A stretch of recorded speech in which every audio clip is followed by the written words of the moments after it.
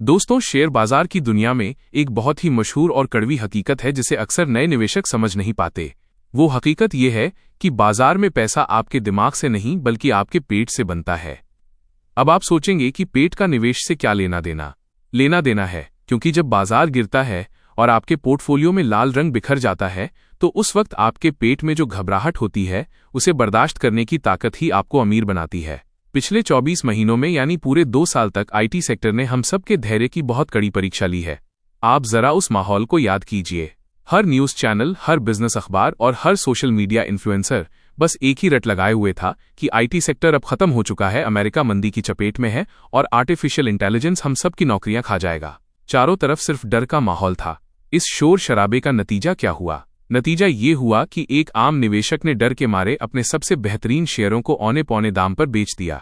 उसने सोचा कि भागते भूत की लंगोटी ही सही, जो बच रहा है उसे बचा लो। लेकिन आज मैं आपको जो कहानी सुनाने जा रहा हूं वो टीवी की हेडलाइन से बिल्कुल अलग है। ये कहानी है उस स्मार्ट मनी की जिसे हम बाजार का असली खिलाड़ी कहते हैं। जब आप और मैं डरकर अपने शेयर बेच रहे थे, ठीक उसी समय दुनिया के सबसे बड़े निवेशक और बड़े बड़े फंड हाउस चुपचाप उन्हीं शेयरों को खरीद रहे थे।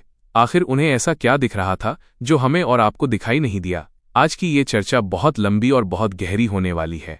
आज हम किसी शेयर की टिप पर बात नहीं करेंगे, बल्कि हम $250 बिलियन की इस विशाल इंडस्ट्री का ऐसा गहरा और विस्तृत विश्लेषण करेंगे जैसा शायद आपने किसी किताब में भी नहीं पढ़ा होगा। हम अमेरिका के व्हाइट हाउस के बंद कमरों में लिए गए फैसलों से लेकर बैंगलोर और पुणे के टेक पार्कों में चल रहे बदलावों तक हर उस कड़ी को जोड़ेंगे जो आपके पोर्टफोलियो को आने वाले समय में कई गुना बढ़ा सकती है। तो आप आराम से बैठ जाइए, क्योंकि ये सफर बहुत दिलचस्प होने वाला है। सबसे पहले हमें इस पूरी कहानी की जड़ को समझना होगा, और वो जड़ है पैसा। हमें ये समझना होगा कि भारतीय आईटी कंपनियों की जेब में पैसा आता कहां से है। आप इसे ऐसे समझिए कि टीसीएस, इन्फोसिस या विप्रो जैसी कंपनियों का शरीर भले ही भारत में हो, लेकिन इनकी आत्मा अमेरिका में बसती है। ऐसा इसलिए है क्योंकि इन कंपनियों का 70 से 80% रेवेन्यू यानी कमाई अमेरिका और यूरोप से आती है। तो अगर हमें ये जानना है कि अगले 5 साल में इन कंपनियों के शेयर का भाव क्या होगा, तो हमें भारत की नहीं बल्कि अमेरिका की अर्थव्यवस्था को समझना होगा। पिछले 2 सालों में अमेरिका में एक बहुत बड़ी आर्थिक घटना हुई जिसने पूरी दुनिया के बाजारों को हिलाकर रख दिया। कोरोना के बाद अमेरिका में महंगाई 40 सालों के सबसे उच्चतम स्तर पर पहुंच गई थी। वहां चीजों के दाम आसमान छू रहे थे। महंगाई को रोकने के लिए वहां के केंद्रीय बैंक यानी फेडरल रिजर्व ने एक बहुत ही सख्त कदम उठाया। उन्होंने ब्याज दरें 0 से बढ़ाकर 5.5% कर दी। अब आप इसे एक आम इंसान या एक बिजनेस चलाने वाले की नज़र से देखिए। मान लीजिए आप एक अमेरिकी कंपनी के सीईओ हैं। आप अपना बिजनेस बढ़ाने के लिए बैंक से कर्ज लेते हैं। जब ब्याज दरें बढ़ जाती हैं तो आपके लिए कर्ज लेना बहुत महंगा हो जाता है। जब पैसा महंगा मिलता है तो आप क्या करते हैं? आप सबसे पहले उन खर्चों को काटते हैं जो आज के आज जरूरी नहीं है। इसे हम डिस्क्रिशनरी स्पेंडिंग कहते हैं, यानी वो खर्चा जिसे टाला जा सकता है, जैसे कि कोई नया सॉफ्टवेयर बनवाना, अपने पुराने सिस्टम को क्लाउड पर शिफ्ट करना या कोई नया ऐप लॉन्च करना। पिछले 2 सालों में ठीक यही हुआ। अमेरिकी कंपनियों ने अपने हाथ खींच लिए और नए प्रोजेक्ट्स पर ताला लगा दिया।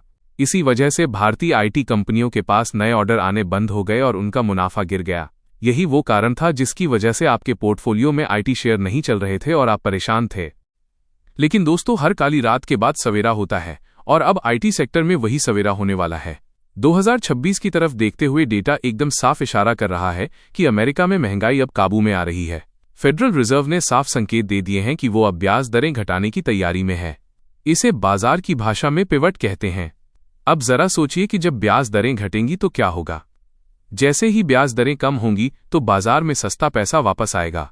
अमेरिकी कंपनियों के लिए कर्ज लेना फिर से आसान हो जाएगा। जो प्रोजेक्ट्स 2 साल से ठंडे बस्ते में पड़े थे, जिन फाइलों पर धूल जम गई थी, वो अब एक साथ बाजार में आएंगे। इसे हम पेंट अप डिमांड कहते हैं, यानी रुकी हुई मांग का एक साथ आना। आप इतिहास उठाकर देख लीजिए, चाहे वो साल 2000 हो या 2008 हो या फिर 2020, जब भी अमेरिका में पैसा सस्ता हुआ है और डॉलर इंडेक्स नीचे आया है, तब इमर्जिंग मार्केट्स यानी भारत जैसे देशों के टेक्नोलॉजी सेक्टर में पैसों की बाढ़ आई है। हम ठीक उसी बाढ़ के मुहाने पर खड़े हैं। समझदार लोग इस बात को जानते हैं कि जब बाढ़ आती है तो वो बताकर नहीं आती, इसलिए वो पहले से ही अपनी नाव तैयार कर रहे हैं। इसके अलावा एक और बड़ा फैक्टर है जिसे करेंसी या मुद्रा कहते हैं। एक विकासशील देश होने के नाते भारत की मुद्रा यानी रुपया लंबी अवधि में अमेरिका के डॉलर के मुकाबले कमजोर होता ही है। ये अर्थशास्त्र का नियम है। जब डॉलर महंगा होता है तो भारतीय आईटी कंपनियों का मुनाफा बिना कुछ किए बढ़ जाता है। मान लीजिए अगर डॉलर 82 रुपये से बढ़कर 85 रुपये हो जाता है तो आईटी कंपनियों के मार्जिन में अपने आप बढ़ोतरी हो जाती है। ये वो छुपा हुआ मुनाफा है जो बैलेंस शीट में सीधे तौर पर नहीं दिखता, लेकिन शेयर के भाव को ऊपर ले जाता है। तो मैक्रो इकोनॉमिक्स यानी बड़ी तस्वीर चीख चीख कर कह रही है कि बुरा वक्त बीत चुका है और अब अच्छे दिन आने वाले हैं। अब हम कहानी के दूसरे और सबसे महत्वपूर्ण हिस्से पर आते हैं। ये हिस्सा है बिजनेस मॉडल में आ रहे बदलाव का। पिछले 30 सालों से भारत का आईटी मॉडल बहुत ही साधारण था। इसे हम लेबर आर्बिट्राज कहते थे। इसका सीधा सा मतलब था कि अमेरिका का काम भारत ले आओ, यहां सस्ते इंजीनियरों से करवाओ और बीच का मुनाफा कमाओ। ये मॉडल बहुत अच्छा चला, लेकिन अब एआई और ऑटोमेशन की वजह से ये मॉडल खत्म हो रहा है। जो कोडिंग या टेस्टिंग का काम पहले जूनियर इंजीनियर करते थे, वो काम अब सॉफ्टवेयर खुद कर लेता है। जेनरेटिव एआई के आने के बाद कोड लिखना, ईमेल लिखना और डेटा एंट्री करना बेहद आसान और सस्ता हो गया है। तो अब सवाल ये उठता है कि अगर पुराना काम खत्म हो रहा है तो फिर भविष्य कहाँ है? क्या भारतीय आईटी कंपनियां बंद हो जाएंगी? जवाब है बिल्कुल नहीं। भारतीय आईटी कंपनियां अब मजदूर से मालिक बनने की राह पर हैं। अब हम सिर्फ सर्विस नहीं दे रहे, बल्कि हम प्रोडक्ट बना रहे हैं और इनोवेशन कर रहे हैं। भविष्य है ER&D में, यानी इंजीनियरिंग, रिसर्च और डेवलपमेंट में। जरा गहराई से सोचिए कि आज दुनिया किस तरफ जा रही है। आज दुनिया को स्मार्ट कारों की जरूरत है, स्मार्ट अस्पतालों की जरूरत है और स्मार्ट फैक्ट्रीज की जरूरत है। L&T टेक्नोलॉजी सर्विसेज या टाटा टेक्नोलॉजीज जैसी कंपनियां अब साधारण वेबसाइट नहीं बनाती। ये कंपनियां इलेक्ट्रिक गाड़ियों की बैटरी का तापमान कंट्रोल करने वाला जटिल सिस्टम बनाती हैं। ये हवाई जहाज के इंजन का सिमुलेशन करती हैं ताकि ईंधन बचाया जा सके और यात्रा सुरक्षित हो सके। ये ऐसी मेडिकल मशीनें डिजाइन करती हैं जो कैंसर का पता शुरुआती स्टेज में लगा सकें। ये काम एआई अकेले नहीं कर सकता, क्योंकि यहाँ इंसानी सुरक्षा और भौतिक विज्ञान का मामला है। यहाँ गलती की कोई गुंजाइश नहीं होती। इसलिए बाजार अब उन कंपनियों को ज्यादा भाव दे रहा है जो इस नए दौर के काम में लगी हैं। बाजार अब उन कंपनियों को इनाम दे रहा है जो दिमाग का काम कर रही हैं, न कि सिर्फ हाथ का। इसलिए अगर आप अगले 5 या 10 साल के लिए निवेश कर रहे हैं तो आपको पुरानी लेगेसी कंपनियों के बजाय इन नई इंजीनियरिंग कंपनियों पर ज्यादा ध्यान देना होगा। ये एक बहुत बड़ा बदलाव है जिसे अगर आपने आज समझ लिया तो आप बाकी निवेशकों से 10 कदम आगे रहेंगे। एक और बहुत बड़ा ट्रेंड है जिस पर लोग कम बात करते हैं और वो है GCC यानी ग्लोबल कैपेबिलिटी सेंटर्स। ये भारतीय आईटी सर्विस कंपनियों के लिए एक बहुत बड़ा खतरा भी है और एक बहुत बड़ा मौका भी। पहले JP मॉर्गन या वॉलमार्ट या BMW अपना काम इन्फोसिस या TCS को आउटसोर्स करते थे, लेकिन अब उन्होंने सोचा कि हम बीच में कमीशन क्यों दें। हम भारत में बैंगलोर या हैदराबाद या पुणे में अपना खुद का ऑफिस खोलेंगे और सीधे इंजीनियरों को नौकरी पर रखेंगे। इसका असर ये हुआ है कि सर्विस कंपनियों के पास आने वाला आसान काम कम हो गया है और अच्छे टैलेंट की मारामारी बढ़ गई है, क्योंकि ये विदेशी कंपनियां ज्यादा सैलरी देती हैं। ये उन सर्विस कंपनियों के लिए खतरा है जो साधारण काम करती हैं, लेकिन सिक्के का दूसरा पहलू भी है। ये उन कंपनियों के लिए बहुत बड़ा मौका है जो किसी खास काम में माहिर हैं। बड़ी कंपनियां सब कुछ खुद नहीं कर सकती, उन्हें स्पेशलिस्ट की जरूरत पड़ेगी, जैसे सिग्नेटी टेक्नोलॉजीज जो सिर्फ टेस्टिंग करती है, या साइंट जो एरोस्पेस और नक्शों में माहिर है, या टाटा एलेक्सी जो डिजाइन में माहिर है। इसलिए भविष्य जनरलिस्ट का नहीं, यानी सब कुछ करने वालों का नहीं, बल्कि स्पेशलिस्ट का है जो एक काम में महारत रखते हों। बाजार अब स्पेशलाइजेशन को प्रीमियम दे रहा है। अब हम आते हैं इस चर्चा के सबसे रोमांचक हिस्से पर, यानी डेटा और कंपनियों की जन्म कुंडली पर। बातें तो बहुत हो गईं, लेकिन असली सच डेटा में छिपा होता है। मेरे सामने 104 कंपनियों का कच्चा डेटा है और इसमें से मैंने एक जासूस की तरह आपके लिए हीरे और कोयले अलग किए हैं। हम फॉरेंसिक एनालिसिस का इस्तेमाल करके कंपनियों की सेहत जांचेंगे। सबसे पहले बात करते हैं खतरे की, जिसे हम रेड फ्लैग कहते हैं। रिटेल निवेशक अक्सर कंपनी का बड़ा नाम या उसका पिछले साल का रिटर्न देखकर पैसा लगा देता है, लेकिन वो बैलेंस शीट के उस अंधेरे कोने को नहीं देखता जहां लिखा होता है प्लेस्ड शेयर्स यानी गिरवी शेयर। ये एक निवेशक के लिए सबसे बड़ा गुनाह है और सबसे बड़ा खतरा भी। सेजिलिटी इंडिया का उदाहरण देखिए। 25,000 करोड़ की मार्केट कैप वाली कंपनी है जो दिखने में बहुत मजबूत लगती है। नए निवेशक को लगेगा कि इतनी बड़ी कंपनी है तो सुरक्षित ही होगी, लेकिन डेटा बताता है कि प्रमोटर ने अपने 100% शेयर गिरवी रखे हुए हैं। इसका मतलब है कि मालिक ने अपनी पूरी कंपनी बैंक के पास गिरवी रखकर लोन लिया है। अब जरा ठंडे दिमाग से सोचिए, जिस कंपनी का मालिक खुद अपनी कंपनी के शेयर होल्ड करने का जोखिम नहीं उठाना चाहता, उस कंपनी में आप अपनी मेहनत की कमाई क्यों लगाना चाहते हैं? ये एक डेथ स्पाइरल जैसा है। अगर शेयर का भाव थोड़ा भी गिरता है तो बैंक वाले अपने पैसे वसूलने के लिए शेयर बाजार में बेच देंगे। जब बैंक शेयर बेचेगा तो भाव और गिरेगा, और जब भाव गिरेगा तो बैंक और शेयर बेचेगा। ये एक ऐसा चक्रव्यूह है जिसमें फंसने के बाद निकलना नामुमकिन होता है। यही हाल वीफिन सॉल्यूशंस का है, जहां 66% शेयर गिरवी हैं। एक समझदार निवेशक के तौर पर आपको ऐसी कंपनियों से कोसों दूर रहना चाहिए जहां प्रमोटर की खुद की स्किन गेम में नहीं है। याद रखिए कि शेयर बाजार में पूंजी पर रिटर्न कमाने से ज्यादा जरूरी है अपनी पूंजी की सुरक्षा करना। पैसा बचा रहेगा तो आप कल फिर निवेश कर पाएंगे, लेकिन अगर पूंजी ही खत्म हो गई तो खेल खत्म। दूसरी तरफ कुछ कंपनियां ऐसी हैं जो बहुत अच्छी हैं, उनका धंधा भी चकाचक है, लेकिन वो बहुत महंगी हैं। इन्हें हम ग्रोथ ट्रैप कहते हैं। जैसे नेटवेब टेक्नोलॉजीज जो एआई सर्वर बनाती है। कंपनी का धंधा शानदार है और भविष्य उज्जवल है, क्योंकि पूरी दुनिया को सर्वर की जरूरत है। लेकिन इसका पीई रेशियो 106 है। इसका मतलब है कि बाजार ने अगले 10 साल की ग्रोथ की कीमत आज ही वसूल ली है। जब आप 100 के पीई पर शेयर खरीदते हैं तो आप परफेक्शन की कीमत चुका रहे होते हैं। बाजार ये मानकर चल रहा है कि यह कंपनी अगले 10 साल तक कोई गलती नहीं करेगी, लेकिन बिजनेस में उतार चढ़ाव आते रहते हैं। अगर कंपनी की ग्रोथ थोड़ी भी कम हुई या कोई छोटी सी भी बुरी खबर आई तो शेयर का भाव धड़ाम से 50% तक गिर सकता है। नए निवेशकों को ऐसे हाइप वाले स्टॉक्स में बहुत संभल कर रहना चाहिए।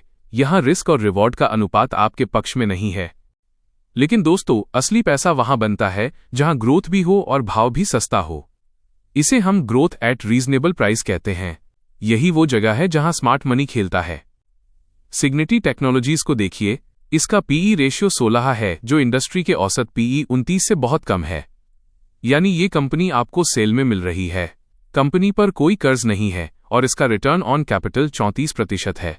ये एक क्लासिक वैल्यू पिक है। बाजार अभी इसे इग्नोर कर रहा है क्योंकि ये मिड कैप है और इसमें ज्यादा शोर शराबा नहीं है, लेकिन स्मार्ट मनी इसे धीरे धीरे जमा कर रहा है। जब बाजार की नजर इस पर पड़ेगी तो यहां पीई री रेटिंग होगी, यानी जब 16 का पीई 25 का हो जाएगा तो भाव अपने आप दोगुना हो जाएगा बिना अर्निंग्स बढ़े। और अगर अर्निंग्स भी बढ़ गईं तो ये सोने पर सुहागा होगा। इसी तरह डायनाकॉन सिस्टम्स एक छोटी कंपनी है, लेकिन इसका रिटर्न ऑन कैपिटल 39% है, जो दिखाता है कि मैनेजमेंट धंधा चलाने में कितना कुशल है। ये वो छिपे हुए रत्न हैं जो आपको भीड़ में नहीं मिलेंगे। इनके लिए आपको डेटा की गहराई में उतरना पड़ता है। तो अब सवाल ये है कि 2026 के लिए आपकी रणनीति क्या होनी चाहिए और आपको अपना पोर्टफोलियो कैसे बनाना चाहिए। क्या आपको कल जाकर सारे पैसे लगा देने चाहिए? नहीं, बिल्कुल नहीं। बाजार में पैसा जोश से नहीं, होश से बनता है। मैं आपको एक पिरामिड स्ट्रैटेजी देता हूं जो बड़े बड़े फंड हाउस इस्तेमाल करते हैं। इस पिरामिड की नींव यानी आपके पोर्टफोलियो का 50% पैसा उन मजबूत कंपनियों में लगना चाहिए जो इंजीनियरिंग और R&D में लीडर हैं, जैसे टाटा टेक्नोलॉजीज या L&T टेक्नोलॉजी सर्विसेज या HCL टेक। ये कंपनियां आपके पोर्टफोलियो की दीवार हैं। ये आपको शायद रातों रात अमीर न बनाए, लेकिन ये आपको एक स्थिर 15 से 20% की कंपाउंडिंग ग्रोथ देंगी और मंदी में आपके पोर्टफोलियो को गिरने से बचाएंगी। ये वो FD हैं जो आपको शेयर बाजार का रिटर्न देंगी। इसके बाद पिरामिड का बीच का हिस्सा यानी 30% पैसा उन मिड कैप कंपनियों में लगना चाहिए जो अभी सस्ती मिल रही हैं और जहां वैल्यूएशन का गैप है, जैसे सिग्निटी टेक्नोलॉजीज या एक्सप्लियो सॉल्यूशंस या R सिस्टम्स। ये आपके पोर्टफोलियो का इंजन है जो आपको रफ्तार देंगी। यहां रिस्क थोड़ा ज्यादा है, लेकिन रिवॉर्ड उससे कहीं ज्यादा है। यहां आपका पैसा 3 से 4 साल में कई गुना हो सकता है। और अंत में पिरामिड की चोटी यानी बचा हुआ 20% पैसा आप उन छोटी कंपनियों में लगा सकते हैं जो किसी खास नीश में काम कर रही हैं, जिसे हम मूनशॉट कहते हैं, जैसे डायनाकॉन सिस्टम्स। लेकिन यहां शर्त यह है कि उन पर कोई कर्ज या गिरवी शेयर नहीं होना चाहिए। ये वो पैसा है जिसे अगर आप खो भी दें तो आपकी नींद खराब नहीं होनी चाहिए, लेकिन अगर ये चल गया तो ये आपके पूरे पोर्टफोलियो का रिटर्न बदल सकता है। निवेश करते वक्त एक और बात का ध्यान रखना बहुत जरूरी है, जिसे हम मार्जिन ऑफ सेफ्टी कहते हैं। IT सेक्टर एक साइक्लिकल सेक्टर है। इसमें 2 साल की सर्दी आती है और फिर 3 साल की गर्मी आती है। सर्दी बीत चुकी है और अब गर्मी आने वाली है, लेकिन इस गर्मी का फायदा सिर्फ उसे मिलेगा जो किसी टिप के पीछे नहीं भागेगा बल्कि तथ्यों के साथ खड़ा रहेगा। बाजार में 3 चरण होते हैं। पहला चरण होता है निराशा का, जब कोई शेयर नहीं खरीदना चाहता। यह 2023 का समय था जब सब कह रहे थे कि IT डूब गया। दूसरा चरण होता है अविश्वास का, जब बाजार थोड़ा बढ़ता है लेकिन लोगों को लगता है कि ये टिकेगा नहीं, ये वापस गिर जाएगा। हम अभी इसी चरण में हैं। और तीसरा चरण होता है उत्साह का, जब हर कोई शेयर खरीदना चाहता है, जब आपका नाई और टैक्सी वाला भी आपको शेयर की टिप देने लगे। आपको दूसरे चरण में निवेश करना है, यानी अभी। जब सब मान लेंगे कि तेजी आ गई है, तब तक बहुत देर हो चुकी होगी और भाव हाथ से निकल चुके होंगे। इसलिए अभी सही वक्त है अपने पोर्टफोलियो की सफाई करने का। उन कंपनियों को बाहर निकालिए जिनमें गवर्नेंस की समस्या है या जो बहुत महंगी हैं, और उन कंपनियों को जगह दीजिए जो फंडामेंटली मजबूत हैं। दोस्तों, अंत में मैं आपको एक ही बात कहूंगा जो शायद आज की पूरी चर्चा का सार है। निवेश करना आसान है, कोई भी बटन दबाकर शेयर खरीद सकता है, लेकिन निवेशित रहना यानी शेयर को होल्ड करके रखना बहुत मुश्किल है। जब शेयर का भाव 10% गिरता है तो अच्छे निवेशकों के पसीने छूट जाते हैं। लेकिन याद रखिए, कंपाउंडिंग दुनिया का 8वां अजूबा है, और ये अजूबा सिर्फ समय मांगता है। जैसे एक पेड़ को बड़ा होने में समय लगता है, आप रोज उसे उखाड़ कर नहीं देखते कि जड़ें कितनी बड़ी हुईं, वैसे ही आपके पैसे को बढ़ने में समय लगता है। अगर आपने सही कंपनी चुनी है जिसका धंधा भविष्य में बढ़ने वाला है और जिसके प्रमोटर ईमानदार हैं, तो आपको रोज शेयर का भाव देखने की जरूरत नहीं है। आईटी सेक्टर भारत का भविष्य है। दुनिया को हमेशा सॉफ्टवेयर की जरूरत रहेगी, दुनिया को हमेशा ऑटोमेशन की जरूरत रहेगी, और दुनिया को हमेशा उस टैलेंट की जरूरत रहेगी जो भारत के पास सबसे सस्ता और सबसे अच्छा है। ये सेक्टर मरा नहीं है, ये बस एक लंबी नींद ले रहा था और अब ये जाग रहा है। अपनी रिसर्च खुद करें, डेटा पर भरोसा करें और भीड़ से अलग सोचने की हिम्मत रखें, क्योंकि इतिहास गवाह है कि भीड़ ने कभी इतिहास नहीं रचा।